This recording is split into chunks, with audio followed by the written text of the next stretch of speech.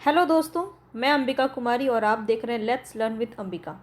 आज मैं आपको यहाँ पे एस्टेट के जो है क्वेश्चंस करवाऊँगी। प्रीवियस ईयर क्वेश्चन देखिए बहुत ज़्यादा इम्पॉर्टेंट होता है जब आपका एग्ज़ाम इतने करीब हो। इस वक्त आपको सिर्फ़ और सिर्फ क्या करना चाहिए, प्रीवियस ईयर क्वेश्चन करने चाहिए बहुत सारे और प्रैक्टिस सेट लगाने चाहिए। ठीक है, प्रैक्टिस सेट लगाने चाहिए और आपको प्रीवियस ईयर क्वेश्चन करने चाहिए। जितना आप कर सकते हैं एज़ पॉसिबल आपको करना चाहिए और ये इससे बेहतर तैयारी आपके लिए नहीं हो सकती है इस वक्त। तो देखिए सारे कॉन्सेप्ट जितना भी आपको पढ़ना था आपने पढ़ लिया है। अब आपको यहाँ पे प्रैक्टिस भरपूर मैं आपको कराने वाली हूँ। रोज़ आपको एक वीडियो इसकी मिल जाएगी। कोशिश करूँगी कभी कि 2 वीडियो भी इसकी डाल दूँ, क्योंकि मुझे आपको ज़्यादा से ज़्यादा प्रैक्टिस करवाना है। अब देखिए यहाँ पे जो है बिहार एस्टेट 11/9/2023 का सेकेंड शिफ्ट का क्वेश्चन आपको मिलेगा। पूरे 6 सेट हैं यहाँ पे आपके, यानी कि 600 क्वेश्चन। एक एग्ज़ाम में आपका 100 मार्क्स का हिंदी का एग्ज़ाम रहता है। हिंदी की मैं यहाँ पे आपको करवा रही हूँ, ठीक है। तो यहाँ पे देखिए 9 to 10 के हिंदी एस्टेट के विद्यार्थी जितने भी हैं, तो पूरे 100 क्वेश्चन यहाँ पे आपके एक एग्ज़ाम में पूछे जाते हैं। तो आपके कितने हैं ये 11 सितंबर को 10 सितंबर को हुआ था 2023 में एग्ज़ाम। फिर 2020 में देखिए आपका 4 शिफ्ट में आपका एग्ज़ाम हुआ था। 21 सितंबर को 9 सितंबर को 9 सितंबर को 2 शिफ्ट में आपका प्रश्न एग्ज़ाम हुआ था। और एक था आपका यहाँ पे 28 जनवरी को 2020 का। तो यहाँ पे ये सारे ही प्रैक्टिस आपको मैं करवाऊँगी। पूरा सॉल्व पेपर है यहाँ पे, और इसके बाद आपका कुछ प्रैक्टिस सेट भी है। तो इतने तो दिन भी नहीं बचे हैं आपके पास जितने प्रैक्टिस सेट यहाँ पे हैं। तो क्वेश्चंस आपको बहुत ज़्यादा मात्रा में देखने को मिलेगा। तो अगर मेरे चैनल पे अभी तक नए हैं तो सब्सक्राइब करके बेल आइकन ज़रूर दबा लीजिएगा। एस्टेट की अगर आप तैयारी कर रहे हैं तो हिंदी 9 to 10 पेपर 1 की तैयारी यहाँ पे आपको बताई जा रही है। पेपर 1 में आपका 9 to 10 के लिए अगर जितना मैं आपको करवा दे रही हूँ, ये पिछले जितने भी अब तक एग्ज़ाम आपके होने वाले हैं तब तक कुल 10 दिन बचे हैं। आज से ठीक 10 दिन भी नहीं बचे हैं। जिनका एग्ज़ाम आपका पहले है उनका पहले भी हो जाएगा, लेकिन एक हफ़्ता तो आपके पास बचा है। और यहाँ पे आपको ज़्यादा से ज़्यादा मैं प्रैक्टिस करवा रही हूँ। देखिए 6 तो आपके प्रीवियस ईयर हैं, 6 का मतलब होता है 600 क्वेश्चन, ठीक है। तो ये आपको मैं सीधा सीधा प्रश्न और उत्तर करवाऊँगी। अगर आप इसका एक्सप्लेनेशन वगैरह देख के खुद से भी करना चाहते हैं तो पूरा ये क्वेश्चन मैं आपको PDF के फॉर्म में आपको दे दूँगी मेरे टेलीग्राम पे। वहाँ से आप उसको बार बार उसको आप प्रैक्टिस कर सकते हैं, ठीक है। तो यहाँ पे देखिए टेलीग्राम ज़रूर ज्वाइन कर लीजिए। वहाँ से आपको बहुत सारी चीज़ें बताई जाती है। और मेरे टच में रहने के लिए आप, अगर आपको नोटिफिकेशन का नहीं पता चलता है तो उसके लिए भी आप जुड़ सकते हैं टेलीग्राम पे। वहाँ पे आपको लिंक दे दिया जाता है एग्ज़ाम सारे क्लास का। तो चलिए हम स्टार्ट करेंगे, जल्दी करेंगे और कोशिश करेंगे कि आज हम 300 ज़रूर प्रश्न कर लें, ठीक है। 300 प्रश्न हम आज कर लें, 300 प्रश्न हम कल कर लें। पूरा प्रीवियस ईयर हमारा कंप्लीट हो जाएगा, ठीक है। तो कोशिश करूँगी आप भी साथ में सहयोग कीजिएगा, ज़्यादा से ज़्यादा वीडियो को शेयर कीजिएगा। आपके सपोर्ट की बहुत ज़रूरत है। मैं आपके साथ यहाँ पे खड़ी रहूँगी और हमेशा खड़ी रहूँगी। जितनी आपको ज़रूरत है उस सारे आपको परीक्षा के अकॉर्डिंग आपकी तैयारी में मैं आपकी पूरी हेल्प करूँगी। और आपको सिर्फ इतना ही करना है कि फ्री ऑफ कॉस्ट है, कुछ भी आपको इसके लिए देने की ज़रूरत नहीं है। मैं आपको पूरा वीडियो यहाँ पे फ्री ऑफ कॉस्ट दे रही हूँ। साथ ही साथ आपको इसकी PDF भी मैं आपको दे दूँगी टेलीग्राम पे। ज़्यादा से ज़्यादा वीडियो को शेयर कीजिए ताकि बहुत सारे लोगों तक यहाँ पे जो है पहुँच सके और सारे लोग प्रैक्टिस कर पाएँ। मेरा मेन उद्देश्य यहाँ पे आपका है कि बेहतर तैयारी आपकी यहाँ पे हो सके, क्योंकि देखिए बहुत इंपॉर्टेंट है। इसके बाद ही आप TRE 4 में आप अपना जो यहाँ से अगर आप क्वालिफाई कर लेते हैं तभी आपको मौका मिलेगा BPSC TRE 4 में जाने का। इसीलिए आपको ये बहुत ज़्यादा इम्पॉर्टेंट है और जितना हो सकेगा मुझसे मैं उतना आपको ज़्यादा प्रैक्टिस कराने की यहाँ पे कोशिश करूँगी। तो देखिए यहाँ पे सबसे पहले आपको बताना है पीताम्बर शब्द में कौन सा संधि विच्छेद है। ये सारा आपका प्रीवियस ईयर क्वेश्चन है, ठीक है। देख लीजिए 11 सितंबर 2023 का सेकेंड शिफ्ट का ये आपका प्रश्न है। और चलिए अब हम बिना किसी देरी के सीधा सीधा प्रश्न पे चलते हैं, क्योंकि बहुत सारे क्वेश्चन हमें करने हैं। तो पित्त और अंबर, यहाँ पे सी ऑप्शन आपका बिल्कुल सही हो जाएगा। मेरे आंसर देने से पहले आपको आंसर देना है। इसमें जो भी आपकी बातें बताई गई हैं वो मैं आपको डिस्कस नहीं करने वाली हूँ, क्योंकि इसका मैं आपको दे दूँगी, PDF में आपको दे दूँगी, आप जाके खुद से इसका देख सकते हैं जो भी आपको देखना है। आगे यहाँ पे बताना है, यहाँ पे आपका नाविक में कौन सा आपका सही हो जाएगा। तो नौ इक नाविक, नावी धन इक, या फिर नौ धन अविक। तो यहाँ पे आपका राइट ऑप्शन हो जाएगा ऑप्शन नंबर ए, नौ धन इक। अपने आप का आंकलन कीजिए कि कितना क्वेश्चन आप यहाँ पे सही कर पा रहे हैं। चलिए स्टार्ट करते हैं। प्रत्येक का बताना है आपको, तो यहाँ पे क्या हो जाएगा, प्रति धन एक, ए, यहाँ पे डी ऑप्शन आपका सही हो जाएगा। तो आपकी तैयारी ऐसी होनी चाहिए कि आप प्रत्येक देखते ही आपके मन में ऑप्शन देखे बिना आंसर आपके दिमाग में होना चाहिए, और सीधा सीधा ऑप्शन को आप ढूंढेंगे कि प्रति धन एक कहाँ पे है। तब समझिए कि आपको कोई कन्फ्यूज़न नहीं हो पाएगा, सारी चीज़ें आप ध्यान से समझ में यहाँ पे आपको आ जाएगा। आगे बढ़ते हैं। तो यहाँ पे व्यंजन वर्ण के साथ स्वर तथा व्यंजन वर्ण मिलने से जो विकार उत्पन्न होता है उसे क्या कहते हैं। देखिए, व्यंजन वर्ण के साथ स्वर या व्यंजन वर्ण के मिलने से जो विकार उत्पन्न होता है उसे हम क्या कहते हैं। तो यहाँ पे आपका राइट ऑप्शन हो जाएगा, स्वर और व्यंजन दोनों ही मिलने से, तो यहाँ पे हो जाएगा आपका व्यंजन संधि। ठीक है, बी ऑप्शन यहाँ पे आपका सही हो जाएगा। देखिए आगे बढ़ते हैं। सारा संधि से प्रश्न आपका पूछा गया है, तो संधि को बहुत अच्छे से करके जाइएगा। विसर्ग के साथ स्वर या व्यंजन के मिलने से जो विकार उत्पन्न होता है उसे क्या कहते हैं।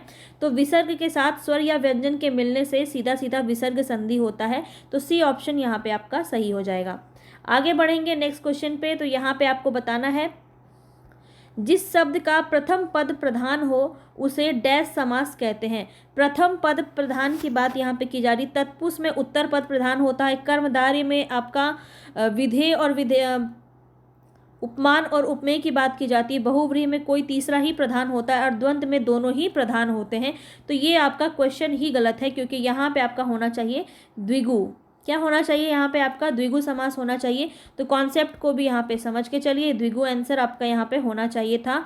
और आयोग ने जो है बहुव्रीहि को यहाँ पे राइट माना था, जो कि गलत था। ठीक है, ये भी आपको बता दिया गया है। आगे यहाँ पे बताएंगे। तो यहाँ पे देखिए क्या बताना है, चतुरानन में कौन सा समास होगा। तो चतुरानन में आपका कौन सा समास हो जाएगा, बहुव्रीहि समास हो जाएगा। सी ऑप्शन यहाँ पे बिल्कुल सही हो जाएगा। प्रतिकूल में कौन सा समास होगा। प्रतिकूल में यहाँ बताया जा रहा है, देखिए जहाँ भी आपका उपसर्ग और प्रत्यय की बात की जाती है वहाँ पे कौन सा समास हो जाता है, अव्ययी भाव समास हो जाता है। डी ऑप्शन आपका बिल्कुल सही हो जाएगा। आगे देखिए, देव जो महान है, महादेव की बात की जा रही है। देव जो महान है यानी कि यहाँ पे कर्मधारी की बात की जा रही है, तो ए ऑप्शन यहाँ पे आपका सही हो जाएगा। अब देखिए कुछ गद्यांश पढ़ना यहाँ पे आपको पड़ेगा। गद्यांश से प्रश्न है आपका। तो गद्यांश देखिए काफ़ी इंपॉर्टेंट होता है, तो इसको आप कैसे पढ़ेंगे। देखिए अगर छोटा है तब तो आपको पहले गद्यांश ही पढ़ लेना चाहिए, लेकिन अगर आपका गद्यांश लंबा दिया हुआ है तो आपको क्या करना चाहिए, पहले आपको क्वेश्चंस पढ़ लेने चाहिए, इसके बाद आप सीधा इसका गद्यांश पढ़ेंगे तो आपको आंसर मिलता जाएगा, दिमाग में रहता है। पर यहाँ पे देखिए क्या है, भारत माता को हम नमन करते हैं। उत्तर में हिमालय इसका प्रहरी है, दक्षिण में हिंद महासागर इसके चरण प्रखारता है, पश्चिम में कच्छ की खाड़ी और पूरब में बांग्लादेश है। यमुना, गंगा यमुना, नर्मदा, ताप्ती, कृष्णा, गोदावरी, ब्रह्मपुत्र आदि नदियाँ भारत के मैदानी क्षेत्रों की शोभा बढ़ाती है। खेतों में लहराती फसलें और बागों के पके फलों की बहार भारत माता का उपहार है। प्रत्येक धर्म का व्यक्ति भारत माँ का सपूत है। तो ये आपका पूरा गद्यांश दिया है। इससे संबंधित प्रश्न है यहाँ पे, तो बताएंगे यहाँ पे आपका कौन सा सही होगा। तो सबकी प्रिय है भारत माता, फसलें और पके फल की किसकी देन है। क्वेश्चन ही है ना, ये क्वेश्चन ही है।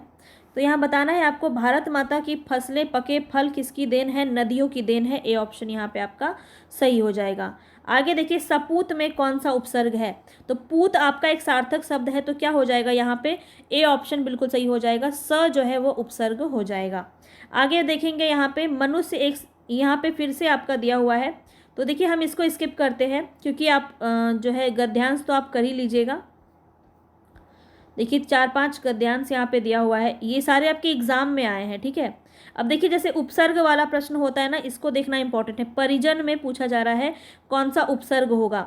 तो परिजन में आपका कौन सा उपसर्ग हो जाएगा, परिधनजन हो जाएगा। तो बी ऑप्शन आपका सही हो जाएगा। न्याय का विलोम बताना है, तो न्याय का विलोम क्या हो जाएगा? अन्याय। सी ऑप्शन यहाँ पे आपका सही हो जाएगा। शब्दों के सार्थक मेल को क्या कहते हैं? शब्दों के सार्थक मेल को पूछा जा रहा है, क्या कहते हैं? तो देखिए वर्ण तो होगा नहीं, शब्द, यहाँ पे शब्द तो आगे बढ़ गया ना, और शब्दों के सार्थक मेल को शब्द तो कह ही नहीं सकते हैं, क्रिया तो कोई काम ही नहीं है, तो वाक्य हो जाएगा। डी ऑप्शन बिल्कुल सही है। आप कल कहाँ गए थे? अब यहाँ पे प्रश्न पूछा जा रहा है तो क्या हो जाएगा? प्रश्नवाचक वाक्य हो जाएगा। सीधा सीधा सी ऑप्शन यहाँ पे आपका सही हो जाएगा। आगे बढ़ेंगे, शुद्ध वाक्य यहाँ पे बताना है आपका कौन सा सही होगा। देखिए, प्राण निकल गया नहीं होता है, निकल गए होते, ये गलत है। लता मेरी लड़की है, ये आप लता मेरी बेटी है कह सकते थे, लड़की ही नहीं होगा। मुझे घर जाना है, इसमें कोई गलती नहीं है, तो सी ऑप्शन आपका सही हो जाएगा। ठीक है, वह छत पर से गिर गया, ऐसा आप बोलने में यूज़ कर सकते हैं, मगर ये व्याकरण के दृष्टिकोण से गलत है। बहुत जल्द मैं आपको व्याकरण अशुद्धि संबंधी नियम करवाने वाली हूँ, तो चैनल पे बने रहिएगा। रोज़ आपको रोज़ाना वीडियो देखना है, आपको हर एक चीज़ एग्ज़ाम के दृष्टिकोण से संबंधित बताया जा रहा है और उसको आपको देखना ही है। चलिए यहाँ पे हम आगे बढ़ते हैं 19 नंबर क्वेश्चन पे। कर्म के अनुसार क्रिया के कितने भेद होते हैं? कर्म के अनुसार पूछा जा रहा है, क्रिया के कितने भेद होते हैं? सकर्मक और अकर्मक, 2 भेद होते हैं। बी ऑप्शन आपका सही हो जाएगा। आगे बढ़ते हैं। देखिए सबका जो भी यहाँ पे बताया गया है ना, जितना भी, इसको आप ज़रूर PDF दे दूँगी, आप एक बार अपने से भी इसका रिवीजन कर सकते हैं। अब यहाँ बोला जा रहा है उत्तर पद प्रधान कौन से समास में होता है? तो यहाँ पे देखिए तत्पुरुष समास हो जाएगा, ए ऑप्शन, ये उत्तर पद प्रधान होता है। चलिए आगे देखते हैं। यहाँ बताना है पुल्लिंग स्त्रीलिंग के जोड़े में कौन सा जोड़ा सही है? दाता दानी, भेड़ बकरी, लेखक कवि, ब्राह्मण ब्रह्मानी ब्राह्मणी, तो यहाँ पे डी ऑप्शन आपका सही हो जाएगा। चलिए आगे बढ़ते हैं। नेक्स्ट क्वेश्चन है यहाँ पे कौन सा क्रम सही है? सुंदर, सुंदरतम, सुंदर। देखिए यहाँ पे विशेषण से प्रश्न पूछा जा रहा है। विशेषण की 3 अवस्थाएं होती है, ठीक है, उसी से प्रश्न आपका पूछा जा रहा है। तो यहाँ पे ए ऑप्शन आपका सही हो जाएगा। सुंदर होता है, उसके बाद सुंदरतर होता है, उसके बाद सुंदरतम होता है। ठीक है, तो जो विशेषण करवाया है वहाँ पे आपको बहुत अच्छे से ये चीज़ें बताई हैं मैंने, ए ऑप्शन सही हो जाएगा। देखिए 3 रूप में होता है ये अवस्था, मूलावस्था, उत्तरावस्था और उत्तमावस्था। दिन काटना बताना है, दिन कटने का मुहावरा का अर्थ क्या होगा? दिन बीतना, रात बीतना, शाम बीतना, समय बीतना।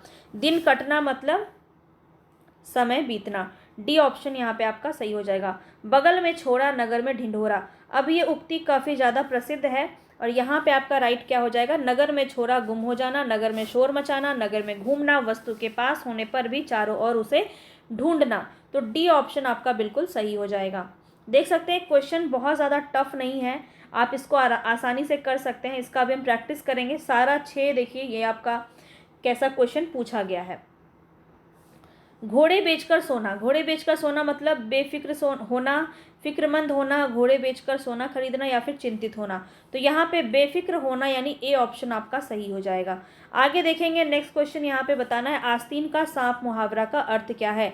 आस्तीन का सांप का मतलब क्या हो जाएगा? घर में सांप निकलना, कपटी मित्र होना, सच्चा मित्र होना या फिर सांप को मारना। तो यहाँ पे कपटी मित्र के बारे में कहा जा रहा है, आस्तीन का सांप होना। बी ऑप्शन बिल्कुल सही हो जाएगा। कांटा निकालना मुहावरे का अर्थ क्या होगा? बाधा उत्पन्न होना, कांटा चुभना, मायूस होना, बाधा दूर होना। तो कांटा निकालने का मतलब क्या होता है? बाधा उत्पन्न होना नहीं, कांटा चुभना, मायूस, बाधा दूर होना। डी ऑप्शन यहाँ पे आपका सही हो जाएगा। पहाड़ टूट पड़ना, पहाड़ टूट पड़ना मुहावरे का अर्थ क्या है? बताना है भारी विपत्ति आना, संकट टलना, पहाड़ पर घूमना या इनमें से कोई नहीं। तो पहाड़ टूटना मतलब भारी विपत्ति आना, ए ऑप्शन आपका बिल्कुल सही हो जाएगा। चादर से बाहर पैर पसारना, इसका मतलब क्या होगा यहाँ पे बताना है। मुहावरा भी आपका काफ़ी ज़्यादा पूछा जाता है, तो ध्यान रखेंगे। चादर से बाहर पैर पसारना मुहावरे का अर्थ बताना है यहाँ पे, और सबका आंसर आपको खुद से करना है। पहले मेरे करने से पहले आपको आंसर पता होना चाहिए, और कितने आप सही कर पा रहे हैं वो भी आप अपना आंकलन करते हुए चलिए। चादर ओढ़कर सोना, चादर से पैर ढकना, कंजूस होना, आय से अधिक व्यय करना। तो यहाँ पे चादर से बाहर पैर पसारने का मतलब है आय से अधिक व्यय करना, यानी जितना आपका इनकम है उससे ज़्यादा खर्च कर देना। डी ऑप्शन आपका यहाँ पे सही हो जाएगा। आगे बढ़िए। आसन डोलना, आसन डोलना का मतलब क्या होता है? भूकंप आना, सुनामी आना, धैर्यवान बनना या फिर विचलित होना। तो डी ऑप्शन यहाँ पे आपका सही हो जाएगा, विचलित होना। आगे बढ़ते, इनमें से वाक्य कौन सा अशुद्ध है ये बताना है। तो देखिए यहाँ पे क्या लिखा है, अशुद्ध बताना है। शुभ नक्षत्र आ गया है, ये तो सही है। संतोष को क्षमा कर दो, क्षमा का स्पेलिंग गलत है, यहाँ पे वर्तनी संबंधी दोष है और अशुद्ध वाक्य यहाँ पे बी ऑप्शन आपका हो जाएगा। क्षमा आपका ऐसे नहीं लिखते हैं, क्षमा कैसे लिखते हैं, क्षमा आपका ऐसे लिखते हैं, है ना। चलिए आगे बढ़ते हैं। यहाँ बताना है वाक्य कौन सा अशुद्ध है, सारा आंसर आपको खुद से आना चाहिए, ठीक है। तो देखिए, रेडियो की उत्पत्ति किसने की, हमारे देश के लोगा मेहनती हैं, मुझे कुछ याद नहीं आ रहा, मुझे बाजार जाना है, ये तो सही है। मुझे कुछ याद नहीं आ रहा, ये भी सही है। रेडियो की उत्पत्ति किसने की, और हमारे देश के लोग, यहाँ पे लोगा गलत हो गया है, मतलब यहाँ पे लोग ही होगा, लोग मेहनती हैं, ये भी सही है। आपका गलत कौन सा हो जाएगा, रेडियो की उत्पत्ति किसने की, क्योंकि उत्पत्ति नहीं होगा, रेडियो का आविष्कार होना चाहिए था यहाँ पे, ठीक है। क्योंकि रेडियो एक वस्तु है, यहाँ पे उत्पत्ति नहीं होगा, आविष्कार होगा। रेडियो की का आविष्कार किसने किया, ए ऑप्शन सही हो गया। चलिए आगे बढ़ते हैं। बताना है यहाँ पे, देखिए जितना प्रैक्टिस करेंगे उतना आपका कॉन्सेप्ट और क्लियर होता जाएगा। इनमें से कौन सा वाक्य जो है वो अशुद्ध है, बताएंगे। तो यहाँ पे कौन सा है, किसान के खेत में जंगली जानवर आ गए, यहाँ गाय का ताज़ा दूध मिलता है, वह हाथी पागल हो गया है, खरगोश को काटकर गाजर खिलाओ। तो यहाँ पे देखिए पदबंध संबंधी दोष है यहाँ पे डी ऑप्शन में। खरगोश को काटकर गाजर नहीं खिलाना है, बल्कि गाजर काटकर खरगोश को खिलाना है ना। तो हम यहाँ पे क्या लिखेंगे, खरगोश को गाजर काटकर खिलाओ, ऐसे होना चाहिए था। तो डी ऑप्शन यहाँ पे आपका सही हो जाएगा। आगे बढ़ेंगे नेक्स्ट क्वेश्चन पे। यहाँ बताना है वाक्य कौन सा अशुद्ध है, वह खाना खाएगा, ये तो सही है। जिसने जैसा किया मैं नहीं कर, उसने जैसा किया मैं नहीं कर सकता, ठीक है। विद्यालय के दाएं बड़ा सा मैदान है, विद्यालय के दाएं और बड़ा सा मैदान है, होना चाहिए था। सी ऑप्शन यहाँ पे आपका सही है। गलत हो जाए, मतलब गलत है, इसीलिए वो आंसर आपका सही हो जाएगा। आगे बढ़ते हैं। यहाँ पे आपको बताना है जैन साहित्य प्राकृत में लिखा गया है, पेड़ पर कोयल कूक रही है, वह बहुत जल्दी वापस लौट आया, मैं गाने का रियाज कर रहा हूँ। तो यहाँ पे आपका कौन सा जो है गलत होगा,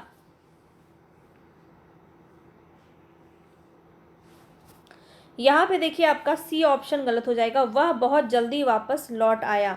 तो ये यहाँ पे वह बहुत जल्दी लौट आया होना चाहिए था, क्योंकि लौटना और वापस होना एक ही बात है, तो दोनों एक साथ हम प्रयोग में नहीं लाएंगे। अब यहाँ बताना है कि पदबंध के अंतर्गत कौन शामिल नहीं होता है। संज्ञा पदबंध तो होता है, क्रिया पदबंध भी होता है और विशेषण पदबंध भी होता है। कौन सा नहीं होता है, समास पदबंध आपका नहीं होता है। आगे बढ़ेंगे, ठीक है। कौन कौन सा होता है, देखिए यहाँ पे संज्ञा होता है, सर्वनाम होता है, विशेषण क्रिया और क्रिया विशेषण, ध्यान रखेंगे। चलिए आगे बढ़ते हैं। यहाँ पे बताना है आपको, अब दरवाजा खोला जा सकता है, निम्न कौन सा रेखांकित शब्द में कौन सा पदबंध है।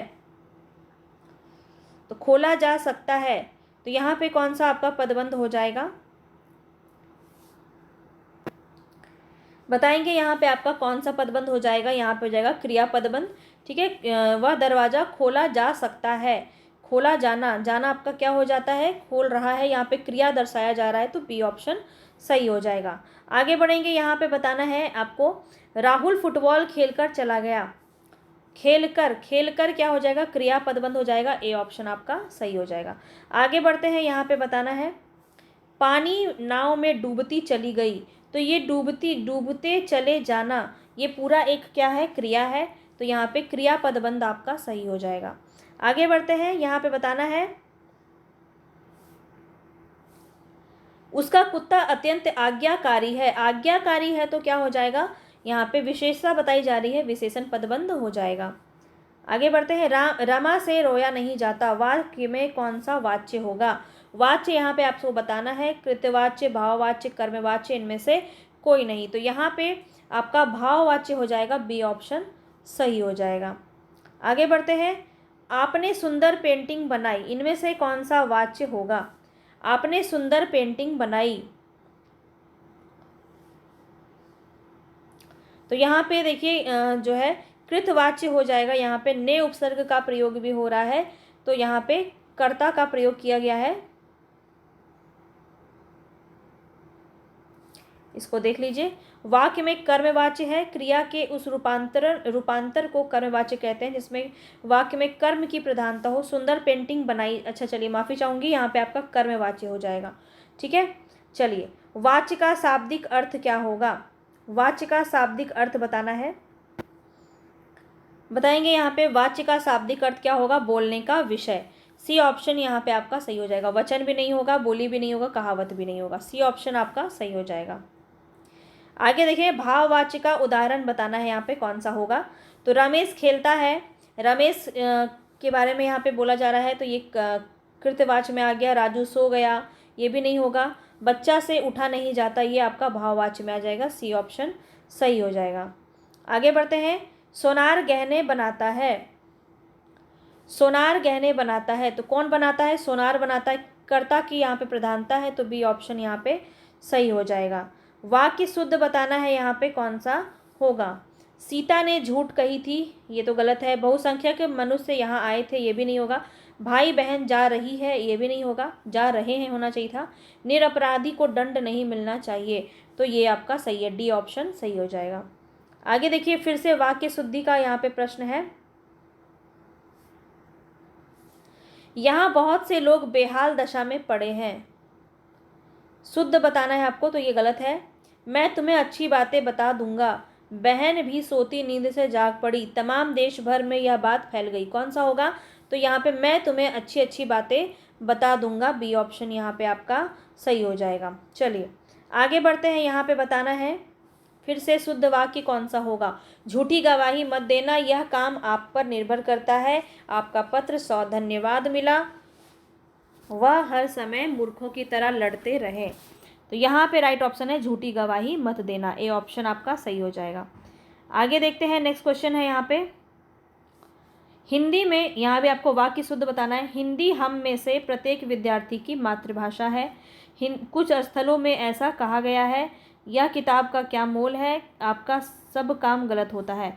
तो यहाँ पे सही वाक्य कौन सा हो जाएगा? ए ऑप्शन, हिंदी हम में से प्रत्येक विद्यार्थी की मातृभाषा होती है, तो ए ऑप्शन यहाँ पे आपका सही हो जाएगा। चलिए, रचना के आधार पे बताना है वाक्य के कितने भेद होते हैं। तो रचना के आधार पे वाक्य के 3 भेद होते हैं, सरल, संयुक्त और मिश्र। ठीक है, और अर्थ के आधार पे पूछा जाए तो 8 भेद होते हैं, पता होगा आपको। चलिए आगे बढ़ते हैं। शब्द शक्ति के भेद पूछे जा रहे हैं यहाँ पे। तो देखिए, अभिधा भी, लक्षणा, व्यंजना, ये तीनों शब्द शक्ति के भेद हैं, तो इनमें से सभी डी ऑप्शन यहाँ पे सही हो जाएगा। ठीक है, व्यंजना शक्ति से जो अर्थ निकलता है उसे क्या कहते हैं? व्यंजना शक्ति से जो अर्थ निकलता है उसे व्यंग्यार्थ कहते हैं, यानी कि ए ऑप्शन यहाँ पे आपका सही हो जाएगा। ठीक है, आगे देखते हैं। ये पूरा मैं आपको शब्द शक्ति बहुत ही डिटेल में अच्छे से करवाई हूँ, तो आपको एक भी क्वेश्चन गलत नहीं होगा यहाँ से, अगर आपने उसको कंप्लीट देखा है तो। अर्थबोध कराने के संदर्भ में निम्नलिखित में से कौन कौन सा कथन यहाँ पे सत्य है? सत्य कथन बताना है। अभिधा शब्द शक्ति लक्षणा पर आश्रित होती, ये क्वेश्चन भी मैंने आपको करवाया है, सेम क्वेश्चन आपको करवाया है, तो आप इसको बहुत अच्छे से बता पाएंगे। अभिधा शब्द शक्ति लक्षणा पर आश्रित होती है, बिल्कुल भी नहीं। लक्षणा शब्द शक्ति व्यंजना पर आश्रित होती है, ये भी नहीं होगा। अभिधा शब्द शक्ति लक्षणा व्यंजना दोनों पर आश्रित होती है, ये भी नहीं होगा। तो डी ऑप्शन आपका सही हो जाएगा। लक्षणा और व्यंजना दोनों किस पे आश्रित होती है? अविधा पे आश्रित होती है, यानी मुख्यार्थ पे आश्रित होती है। यहाँ पे मुख्यार्थ बोल दिया जाए, वाच्यार्थ बोल दिया जाए या अभ्यार्थ बोल दिया जाए, एक ही बात है। आगे बढ़ते हैं।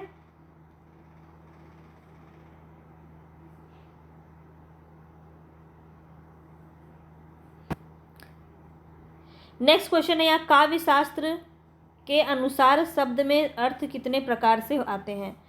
काव्य शास्त्र के अनुसार शब्द में अर्थ कितने प्रकार से आते हैं? तो यहाँ बताएंगे शब्द में अर्थ कितने प्रकार से आते हैं। 3 प्रकार से आते हैं, तो सी ऑप्शन यहाँ पे आपका सही हो जाएगा। अभिधा, लक्षणा और व्यंजना। भिखारी को देखकर राधा बोली महाराजा आ रहे हैं, तो यहाँ पे क्या हो रहा है? भिखारी को देखकर राधा बोली कि महाराजा आ रहे हैं, तो यहाँ पे क्या है? व्यंजना है, लक्षणा है, दोनों है या इनमें से कोई नहीं? तो भिखारी को देख के राधा बोली महाराजा आ रहे हैं, तो यहाँ पे आपका क्या हो जाएगा? व्यंजना हो जाएगा, क्योंकि यहाँ पे व्यंग किया जा रहा है। ए ऑप्शन आपका सही हो जाएगा। काव्य में जहाँ जहाँ के कारण रमणीयता हो और शब्द परिवर्तन से काव्य सौंदर्य क्षीण हो जाए क्या कहलाता है? बताएंगे 56 में यहाँ पे काव्य में जहाँ शब्द के साथ शब्द के कारण रमणीयता हो और शब्द परिवर्तन से काव्य सौंदर्य क्षीण हो जाए वो क्या कहलाएगा? आपका शब्दालंकार कहलाएगा। सी ऑप्शन यहाँ पे आपका सही हो जाएगा। ठीक है, 3 प्रकार से अलंकार है आपका, शब्दालंकार, अर्थालंकार, उभयालंकार, और यहाँ पे शब्दालंकार के अंतर्गत ये होता है। चलिए आगे बढ़ते हैं।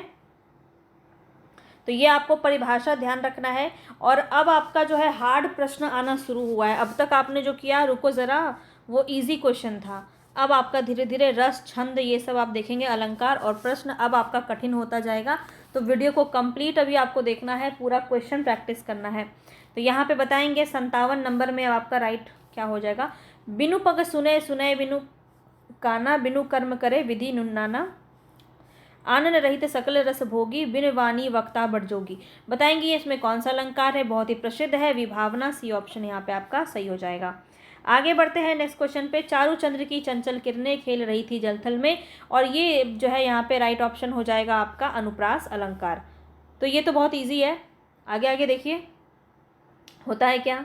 नहीं पराग नहीं मधुर मधु, नहीं विकास ही काल, अली कली ही सौ बधियो, आगे कौन हवाल। बताना इसमें कौन सा अलंकार होगा? रूपक, अन्योक्ति, विषयोक्ति या फिर अनुप्रास। यहाँ पे आपका राइट ऑप्शन क्या हो जाएगा? तो अन्योक्ति में आ जाएगा, बी ऑप्शन आपका सही हो जाएगा। मेरा अलंकार वाला वीडियो आप देखेंगे तो ये सेम क्वेश्चन आपको यहाँ पे देखने को मिलेगा। जितना भी आया है ना, ये सब मैं करवा चुकी हूँ। चलिए आगे बताएंगे। यहाँ पे माँ की सूची उपकारों का जीवन में अंत नहीं है, माँ के सूची उपकारों का जीवन में अंत नहीं है, निस्वार्थ साधन पथ पर माँ जैसा संत नहीं है। बताएंगे इसमें कौन सा अलंकार लक्षित हो रहा है? विभावना, विशोक्ति, प्रतीप या फिर अनन्वय। कौन सा होगा यहाँ पे आपका राइट ऑप्शन? तो यहाँ पे प्रतीप की बात की जा रही है। सी ऑप्शन आपका यहाँ पे सही हो जाएगा। तो ये जितनी भी बातें यहाँ पे आपकी दी हुई है ना, इसको आप कर सकते हैं। यहाँ पे PDF दे दूँगी, बढ़िया से रिवीजन कीजिएगा, क्योंकि अभी हमें क्वेश्चन सिर्फ करना है। बहुत ज़्यादा क्वेश्चन है, तो हम अभी एक्सप्लेनेशन पे ध्यान नहीं दे रहे हैं, सिर्फ और सिर्फ प्रैक्टिस पे ध्यान दे रहे हैं। गंध मैंने पिया मदहोश कोई और हुआ। बताना है इसमें कौन सा अलंकार होगा? गंध मैंने पिया मदहोश कोई और हुआ, यहाँ पे बताएंगे राइट ऑप्शन आपका क्या हो जाएगा? तो यहाँ पे असंगति हो रहा है, तो डी ऑप्शन यहाँ पे आपका सही हो जाएगा।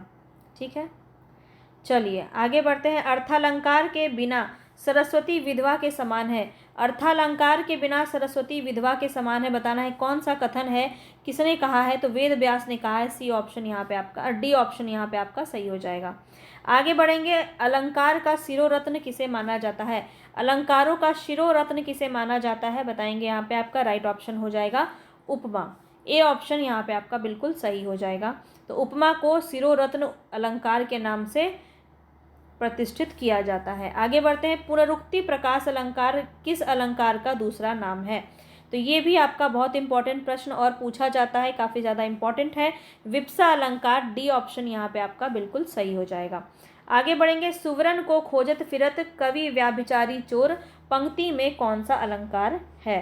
तो बहुत ही प्रसिद्ध ये पंक्ति है और इसमें श्लेष अलंकार हो जाएगा। ए ऑप्शन आपका बिल्कुल सही हो जाएगा। चलिए आगे बढ़ते हैं। बताना है रूपक अलंकार का उदाहरण इनमें से कौन सा है? भर भर के आपके सारे व्याकरण पूछे गए हैं और बहुत ही अच्छे से आपको इसकी प्रैक्टिस करनी है। तो जितनी भी यहाँ पे आपको मैं सिर्फ प्रीवियस ईयर भी आप कर लेते हैं तो बहुत इनफ है आपके लिए। 600 क्वेश्चन कम नहीं होता है ये व्याकरण का।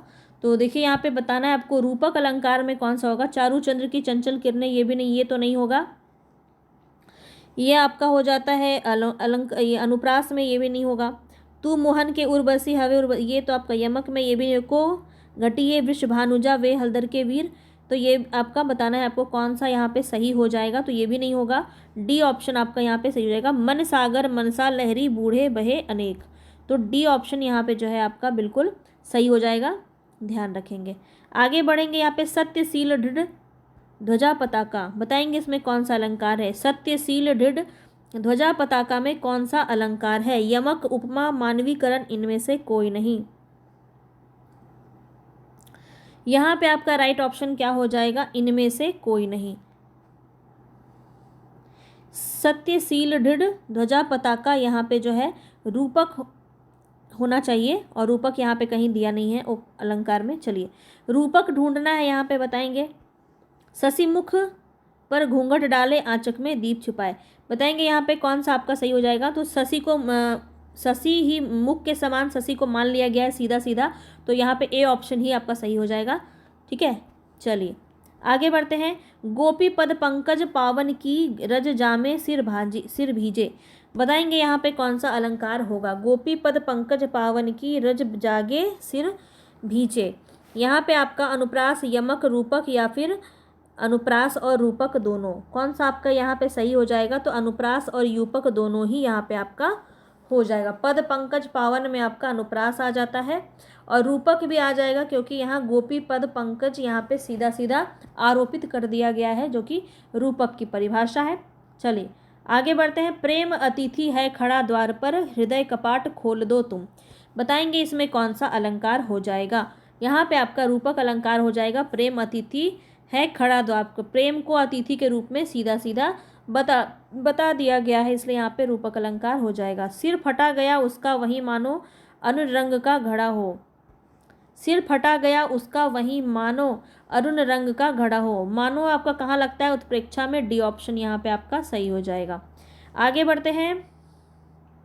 कितना सारा एक क्वेश्चन आपका सीधा सीधा पूछा गया अलंकार से। कहती हुई यो उत्तरा के नेत्र जल से भर गए, हिम के कणों से पूर्ण मानो हो गए पंकज नए, तो यहाँ पे आपका कौन सा अलंकार हो जाएगा। तो यहाँ पे आपका राइट आंसर है उत्प्रेक्षा। मानो का यहाँ पे जिक्र किया गया है और मनहु जनहु मानो जानो ये सब आपका किसके अंदर आता है, उत्प्रेक्षा के अंदर आता है। मुख मानो चंद्र है, इसमें कौन सा आपका अलंकार होगा। विभावना रूपक श्लेष या उत्प्रेक्षा, बताएंगे यहाँ पे मुख चंद्र की बात नहीं की गई तो रूपक नहीं होगा, विभावना तो कहीं से नहीं होगा, विश्लेष भी नहीं होगा, इसलिए मानो लिखा है तो क्या हो जाएगा, उत्प्रेक्षा हो जाएगा। पदावती सब सखी बुलाई मनु फुलवारी सबे चली आई, बताएंगे इसमें कौन सा अलंकार होगा। पदावती सब सखी बुलाई मनु फुलवारी सबे चली आई, श्लेष रूपक उत्प्रेक्षा विभावना, कौन सा आपका राइट ऑप्शन होगा। तो यहाँ पे फिर से आपका उत्प्रेक्षा हो जाएगा, सी ऑप्शन बिल्कुल सही। आगे बढ़ते हैं। मानहु विधि तन अछ छवि, स्वच्छ राखी बै काज, दृगपन उपोछन को करे भूषण पायंदाज, तो यहाँ बताएंगे कौन सा अलंकार हो जाएगा। तो यहाँ पे आपका जो है फिर से मानहु बोला जा रहा है, तो कौन सा हो जाएगा, उत्प्रेक्षा, सी ऑप्शन सही हो जाएगा। सीधा सीधा सिंपल सा क्वेश्चन है, सिर्फ आपको थोड़ा बहुत जानकारी होना चाहिए, जो भी इसको पहचानने की जो विशेषताएं हैं, और आप प्रश्न सही कर पाएंगे। ना खुदा ही मिला ना बिसाले सनम, ना इधर के रहे ना उधर के रहे हम, तो ये प्रश्न बताएंगे ये पंक्ति का अलंकार क्या होगा। तो यहाँ पे देखिए ना खुदा ही मिला और ना मिसाले सनम, ना इधर के रहे ना उधर के रहे हम, विरोध हो रहा है, विरोधाभास, ये ऑप्शन आपका सही हो जाएगा। ठीक है। आई ऐसी अद्भुत बेला ना रो सका ना विहस सका, अब ना रो सका ना हंस सका, तो यहाँ पे क्या हो रहा है, फिर से आपका विरोधाभास, डी ऑप्शन आपका सही हो जाएगा। मैं अंधा भी देख रहा हूँ रोती हो तुम रोती हो, इस पंक्ति में कौन सा अलंकार है, बिना ऑप्शन का आप बता सकते हैं इसको वैसे तो। चलिए हम ऑप्शन देख लेते हैं यहाँ पे। तो विरोधाभास है फिर से, ना हंसती हो ना रोती हो, ना हंसती भी नहीं और रोती भी नहीं, विरोध हो रहा है, तो डी ऑप्शन आपका सही हो जाएगा। चलिए आगे बताएंगे। जल उठो फिर सींचने को, यह पंक्ति में कौन सा अलंकार है, जल उठो फिर सींचने को, तो यहाँ पे जो है आपका क्या हो जाएगा, श्लेष रूपक यमक या विरोधाभास, तो यहाँ पे आपका राइट ऑप्शन हो जाएगा विरोधाभास। तो ये भी आप देख रहे हैं कि एक साथ एक अलंकार से बहुत सारे प्रश्न भी देखने को मिल रहे हैं। सुलगती अनुराग की आग जहाँ, जल से भरपूर तड़ाग वहाँ, बताएंगे इसमें कौन सा अलंकार होगा। सुलगती अनुराग की आग जहाँ, जल से भरपूर तड़ाग वहाँ, तो यहाँ पे यमक रूपक विभावना विरोधाभास, कौन सा आपका सही हो जाएगा। तो यहाँ पे आपका विरोधाभास सही हो जाएगा। आग यहाँ पे जल रहा है, वहीं पे तड़ाग भी है, बिजली भी चमक रही है, तो विरोधाभास यहाँ पे आपका हो रहा है। ठीक है, जहाँ आग है वहीं जल से भरपूर तड़ाग है, तो दोनों आपका क्या हो रहा है, विरोध कर रहा है। अब यहाँ पूछा जा रहा है छंद कितने प्रकार के होते हैं, तो ऑप्शन देखिए यहाँ पे गलत दिया है, तो यहाँ पे देखिए आप जान लीजिए इसका। अगर यहाँ पूछा जाता अंग कितने होते हैं, छंद के अंग यहाँ पे कितने होते हैं, 5 होते हैं, तो आयोग ने इसका उत्तर जो है 8 माना था, जो कि गलत था। ठीक है। और छंद के अंग कितने होते हैं? 5 होते हैं। कौन कौन से? मात्रा, यति, गति, तुक और गण। ठीक है, ध्यान रखेंगे। अब यहाँ बताना है इसमें कौन सा वर्ण होगा। बड़ी ऊ, ए, ऐ में कौन सा वर्ण होगा? हर्ष व दीर्घ और प्लुत। बताएंगे यहाँ पे कौन सा सही हो जाएगा। तो दीर्घ हो जाएगा यहाँ पे आपका बिल्कुल सही। दीर्घ वर्ण के अंदर आएगा आपका। स्वर, संयुक्त स्वर और उनसे मिले व्यंजनों में कौन सा स्वर होता है? संयुक्त स्वर और उनसे मिले व्यंजनों में कौन सा स्वर होता है, बताएंगे। तो संयुक्त स्वर और उनसे मिले व्यंजनों में आपका यहाँ पर गुरु होता है। बी ऑप्शन बिल्कुल सही होता है। चलिए आगे बढ़ते हैं। यगन में कितने लघु और गुरु वर्ण होते हैं? तो यहाँ पे देखिए इसका पूरा एक सूत्र है, यमाता राज भान सलगा, जहाँ से आप जो है पूरा, यहाँ पे मैं आपको छंद अभी पढ़ाने तो नहीं बैठ सकती हूँ, लेकिन आपको पता होगा, आपने कॉन्सेप्ट पढ़ा होगा। तो यगन में कितने लघु और कितने गुरु होते हैं? एक लघु और दो गुरु, एक लघु एक गुरु और एक लघु, एक लघु दो गुरु, दो गुरु और एक लघु। बताएंगे यहाँ पे आपका राइट ऑप्शन कौन सा होगा। तो देखिए यहाँ पे आपका एक लघु और दो गुरु होता है। ठीक है, तो ये इस तरह से आपका जो है यगन लिखा जाता है। तो इस तरह से लिखा जाता है, यानी ए ऑप्शन आपका सही हो जाएगा। आगे बढ़ते हैं। नगन में कितने लघु और गुरु वर्ण होते हैं? ये आपको कैसे पता चलेगा? तो आपको पता है कि छंद में गणों की संख्या 8 होती है। आप देख सकते हैं यगन, मगन, तगन, रगन, जगन, भगन, नगन, सगन। इस तरह से आपका ये पूरा 8 होता है। और इसमें कितने लघु और कितने गुरु होते हैं ये आपको बताना है। तो नगन में कितने लघु और कितने गुरु होते हैं? कौन सा नगन है, इसमें कौन सा नगन लिखा है ये बताना है आपको। तो यहाँ पे आपका राइट ऑप्शन हो जाएगा, तीनों ही यहाँ पे लघु होते हैं। तो ए ऑप्शन यहाँ पे आपका सही हो जाएगा। इसको कैसे, ये जब मैं आपको छंद पढ़ाऊंगी तो मैं आपको बताऊंगी बहुत अच्छे से। यमाता राजभान सलगा, बस इतना ही आपको याद करना है, पूरा आपको गण अच्छे से समझ में आ जाएगा। बहुत ईजी है। देखिए यहाँ पे सूत्र लिखा हुआ है, देखिए लिखा है ना, इसी को बस करना है। यमाता, य आपका कोई मात्रा नहीं है तो ये लघु है। माँ में एक मात्रा लगा है तो ये क्या है, आप दीर्घ मात्रा लगी जाएगी तो आपका वो गुरु हो जाएगा। इस तरह से ये होता है। ठीक है, चलिए अब आगे देखते हैं। यहाँ पे वर्णिक छंद बताना है। जागो उठो भारतवासी, आलस्य त्यागो ना बनो विलासी। इसमें कौन सा छंद है?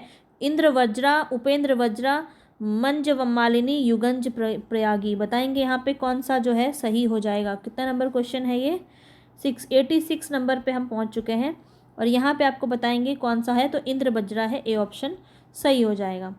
आगे बढ़ते हैं। तो इंद्र वज्रा में क्या होता है आपका? 2 तगन होता है, 1 जगन होता है और 2 गुरु वर्ण होता है। आगे बढ़ते हैं। यहाँ पे बताना है आपको, वर्णिक छंद के प्रत्येक चरण में 1 नगन, 2 भगन और 1 रगन के क्रम में कुल 12 वर्ण होते हैं। ये किसके बारे में कहा जा रहा है? कवित, सेवैया, दोनों या फिर द्रुत, विलंबित।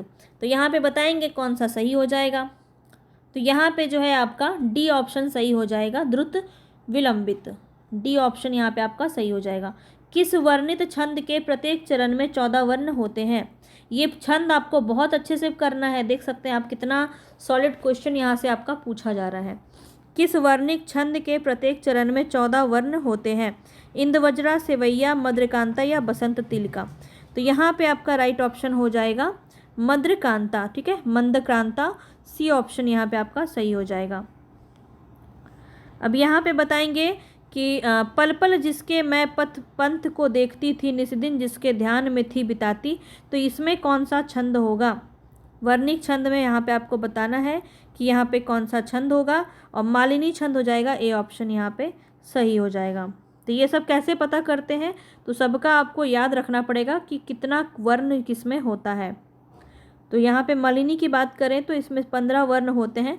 2 नगन, 1 मगन और 2 यगन से ये क्रमशः बना होता है। आगे बढ़ते हैं। घनाक्षरी छंद बताना है, क्या है आपका? वर्णिक है, मात्रिक है, अर्थ सममात्रिक है या फिर सममात्रिक है? तो यहाँ पे आपका राइट ऑप्शन क्या हो जाएगा? ये वर्णिक छंद है, ए ऑप्शन आपका बिल्कुल सही हो जाएगा। साहित्य दर्पण नामक ग्रंथ के रचयिता कौन है? बताएंगे। साहित्य दर्पण नामक ग्रंथ के रचयिता कौन है यहाँ पे? तो यहाँ पे आपका राइट ऑप्शन क्या हो जाएगा? यहाँ पे आचार्य विश्वनाथ आपका सही हो जाएगा, साहित्य दर्पण विश्वनाथ का है। आगे बढ़ते हैं। बुंदेले हर बोलो के मुँह हमने सुनी कहानी थी, खूब लड़ी मर्दानी वह तो झांसी वाली रानी थी। इसमें आपको काव्य गुण बताना है कौन सा होगा। अब देखिए मैंने आपको काव्य गुण आज ही पढ़ाया है, अगर आप उसको कंप्लीट कर लेते हैं तो आपका एक भी क्वेश्चन गलत नहीं होगा। यहाँ पे देखिए आपका क्या है, ओज गुण है, ए ऑप्शन आपका बिल्कुल सही हो जाएगा। आगे बढ़िए। जाकी रही भावना जैसी प्रभु मूरत देखी तिन तैसी, इसमें कौन सी गुण होगी यहाँ पे आपको बताना है। तो यहाँ पे सबको बहुत अच्छे से समझ में आया, प्रसाद गुण है, ए ऑप्शन यहाँ पे सही हो जाएगा। काव्य शोभनाय करतारो गुणा धर्मा गुना, आज ही मैंने आपको ये पढ़ाया है और कथन भी ये वाला बताया है आपको, देख सकते हैं आप, सीधा सीधा प्रश्न यहाँ से आपका पूछा जाता है। काव्य शोभाय करतारो धर्मा गुना, बताएंगे किसका है, वामन, मम्मट, भरत मुनि या कुंतक। तो ये वामन का है, ए ऑप्शन यहाँ पे आपका सही हो जाएगा। आगे देखते हैं। वामन के अनुसार रीति भेद बताना है कौन सा होगा। आचार्य वामन के अनुसार रीति का भेद कौन सा है, माधुर्य, ओज, वैदर्भी या इनमें से कोई नहीं। तो यहाँ पे आपका राइट ऑप्शन हो जाएगा वैदर्भी, सी ऑप्शन यहाँ पे आपका सही हो जाएगा। रौद्र रस का स्थायी भाव बताएंगे कौन सा होगा। रौद्र रस का स्थायी भाव बताना है यहाँ पे, वात्सल्य, जुगुप्सा, क्रोध या हास्य, कौन सा हो जाएगा, रौद्र का क्रोध हो जाएगा, सी ऑप्शन आपका सही हो जाएगा।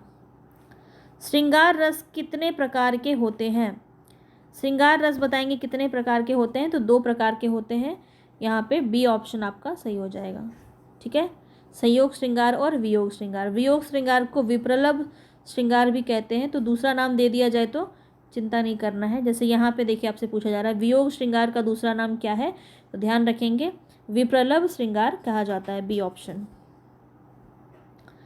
थके नयन रघुपति छवि देखे, पलक किन्न परिहरि निमे से, बताएंगे इसमें कौन सा रस होगा। हास्य रस, श्रृंगार रस, वीर रस या फिर करुण रस। थके नयन रघुपति छवि देखे, पलक निहन परिहरि निमे से, बताएंगे यहाँ पे आपका राइट ऑप्शन जो है वो क्या हो जाएगा, बी ऑप्शन श्रृंगार हो जाएगा। आगे बढ़ते हैं। वाक्यम रसात्मक काव्यम, काफ़ी प्रसिद्ध ये आपका परिभाषा है और यहाँ पे इसका राइट ऑप्शन हो जाएगा आचार्य विश्वनाथ। तो ये हम लोग का पूरा ये ख़त्म हो गया और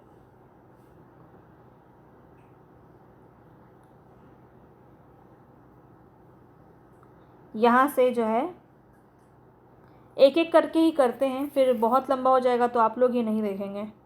तो कल है ना, कल हम इसको 10 सितंबर 2023 का शिफ्ट 1 वाला जो क्वेश्चन है ये करवाएंगे, कल करवाएंगे और इसको जो है मैं आपको भेज दूंगी टेलीग्राम पे, तो बार बार इसको आप देख सकते हैं। बहुत ही अच्छे क्वेश्चन यहाँ पे पूछे गए हैं, सारे आपको रिवीजन करने हैं, बार बार रिवीजन करने हैं।